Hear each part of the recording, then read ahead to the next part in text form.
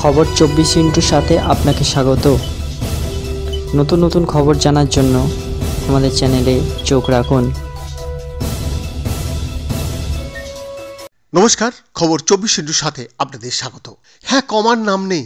বছর বছর বেড়েই চলেছে তেলের দাম, আর তেলের দাম বাড়তেই সমস্যায় পড়ছেন মধ্যবিত্ত নিম্নবিত্তরা। তেলের দাম বৃদ্ধি মানে শুধু জ্বালানিরই মূল্যবৃদ্ধি নয়, খাদ্যপণ্য থেকে অত্যাবশ্যকীয় সামগ্রী সব কিছুরই দাম বাড়ে।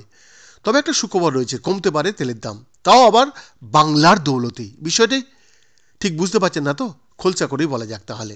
উত্তর 24 পরগনার অশোকনগরে তেল ও প্রাকৃতিক গ্যাসের খোঁজ মিলেছে। ওএনজিসি শুরু করে দিয়েছে মাপজোপ এবং সমীক্ষা। মনে করা হচ্ছে আগামী বছরের মাঝামাঝি সময় থেকে এই খনি থেকে বাণিজ্যিকভাবে তেল উত্তোলন শুরু করা যাবে। তবে তার আগেই দেশে আরও একটা তেলের খনির খোঁজ মিলল। তেল যে আছে সেটা আগেই বোঝা গিয়েছিল।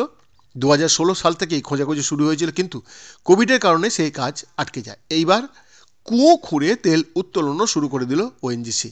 তেলের এই নয়া ভাণ্ডারের খোঁজ মিলেছে কৃষ্ণা গোদাবরী বেসিনে, অন্ধ্রপ্রদেশের কাকিনাড়া থেকে 30 কিলোমিটার দূরে গভীর সমুদ্রের মাঝে। গত 8ই জানুয়ারি থেকে এই কুয়ো থেকে তেল উত্তোলন শুরু হয়েছে। পেট্রোলিয়াম মন্ত্রী হরদীপ সিং পুরী জানিয়েছেন, এই ডিপ সি অয়েল ফিল্ডে তেলের সঙ্গে প্রাকৃতিক গ্যাসও রয়েছে।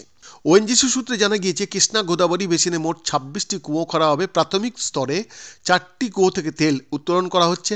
আগামী মে-জুন মাস নাগাদ পুরোদমে কাজ শুরু হয়ে গেলে প্রতিদিন 45,000 ব্যারেল করে তেল উত্তোলন করা সম্ভব হবে। কি হবে আর কি লাভ হবে এই নতুন তেলের খনি থেকে? অনুমান করা হচ্ছে দেশে যত অপরিশোধিত তেলের উৎপাদন হয় তার মধ্যে 7% আসবে কাকিনাড়ার এই নতুন ডিপ সি অয়েল ফিল্ড থেকে। ফলে বিদেশ থেকে তেল আমদানি অনেকটাই কমবে। সেই হিসেবে জ্বালানি তেলের দামও কমতে পারে।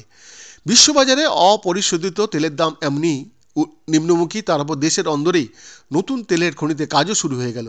পেট্রোল ডিজেলের দাম এবার কমবে কিনা তাই সাধারণ মানুষের প্রশ্ন। বৈদ্যনাথ রিপোর্ট, খবর 24/7।